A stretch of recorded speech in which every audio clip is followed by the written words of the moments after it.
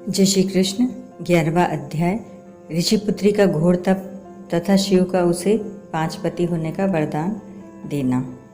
नारद जी बोले, हे महामुने, ऋषि कुमारी जो तप मुनियों को भी दुष्कर कार्य है, वह उसे कैसे करने लगी, यह हमें सुनाइए। श्री नारायण बोले, उस कल्याणी ने शांत सनातन 5 मुखी शिव का चिंतन कर अति दारुण तप आरंभ किया। सर्पों के आभूषण, नंद और भृंगीगण से सेवित 24 तत्वों और 3 गुणों से समन्वित 8 महासिद्धियों, प्रकृति एवं पुरुष से युक्त मस्तक पर अधर्य चंद्र एवं जटा मुकुट में से शोभित ऐसे भगवान शिव का ध्यान कर वह बाला ग्रीष्म ऋतु के सूर्य में पांचाग्नि के मध्य बैठकर परम तप करने लगी। हेमंत और शिशिर ऋतु में ठंडे जल में बैठकर मुख को जल के ऊपर करके तप करने लगी। उस समय वह ऐसी प्रतीत हुई मानो जल में कमलिनी खिली है। सिर के नीचे काले बाल ऐसे शोभित होते थे मानो लताएं फैली हुई हों। शीत के कारण उसके ब्रह्म मरंध्र से निकलता हुआ धुआं ऐसा प्रतीत होता था मानो कमल के मकरंद का पान करके भौरे निकल रहे हों। वह कोमलांगी कन्या प्रातः और सायंकाल धूम्रपान करके रहती थी। उसका कठोर तप सुनकर इंद्र बड़ा चिंतित हुआ। हे नृपनंदन, सब देवताओं को सराहने योग्य ऐसे तप में लगी हुई ऋषि कन्या को 9000 वर्ष बीत गए। तब पार्वती पति शंकर ने बाला के तप से प्रसन्न हो उसे अपने अगोचर रूप का दर्शन दिया। वह शिव का दर्शन पाकर झटपट खड़ी हो गई, मानो देह में प्राण वापस आ गए हों। वह तप से दुबली बाला हष्ट पुष्ट हो गई। हवा, धूप और वर्षा से पीड़ित वह कन्या शिवजी को अत्यंत प्रिय लगी।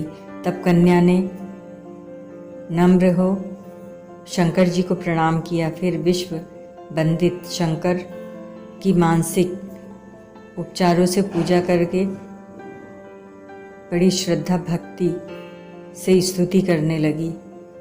कन्या बोली, हे पार्वती वल्लभ, हे प्राणनाथ, हे प्रभु, हे भर्ग, हे भूतेश, हे गौरीश, हे शंभो, हे तमह, हे सोम, सूर्य और अग्नि रूपी दिव्य त्रिनेत्र वाले मेरे आधार, हे मुंडमालधारी, आपको नमस्कार है।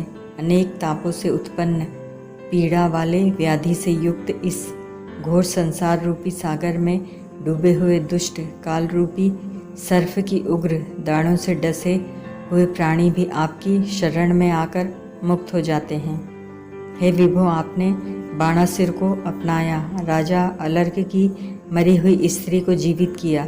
हे दयानाथ, हे भूतेश्वर, हे चंडीश्वर, हे भवत्राण, हे मृत्युंजय, हे प्राणनाथ, हे दक्ष यज्ञ के विध्वंस के, हे शत्रुओं के नाशक, अपने भक्तों के जन्म मरण रूप बंधन के नाशक, आवागमन के मिटाने वाले, हे सृष्टिकर्ता, हे प्राणपति, हे पापहारी, आपको नमस्कार है।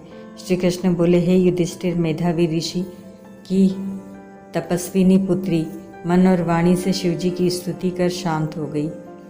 ऋषि पुत्री के महाउग्र तप से युक्त उसकी स्तुति को सुन शिवजी बड़े प्रसन्न होकर बोले, हे तपस्विनी, हे महाभागे, तेरा कल्याण हो। मन इच्छित वर मांग, मैं तुझ पर बहुत प्रसन्न हूँ, चिंता मत कर।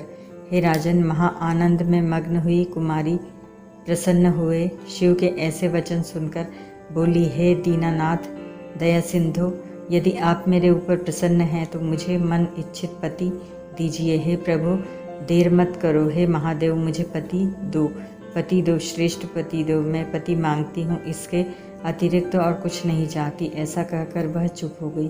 महादेव जी यह सुनकर मुनि कन्या से बोले, हे मुनि कन्या, तूने जो कहा है वही होगा।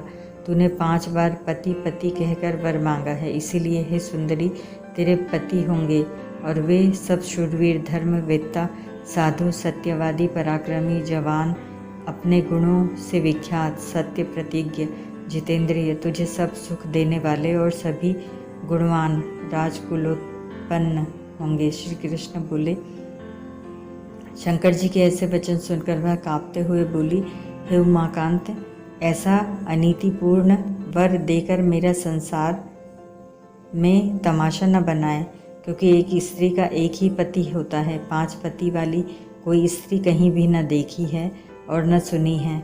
हाँ, यह संभव है कि एक पुत्र के 5 स्त्रियां तो हो सकती हैं। एक पुरुष के 5 स्त्री तो हो सकती है। हे शंभो, आपकी आराधिका होकर मैं 5 भारता वाली कैसे हो सकती हूँ? हे कृपा निधि, ऐसा कहना आपको शोभा नहीं देता। मैं आपकी हूँ, अतः आपको ही लज्जा आनी चाहिए।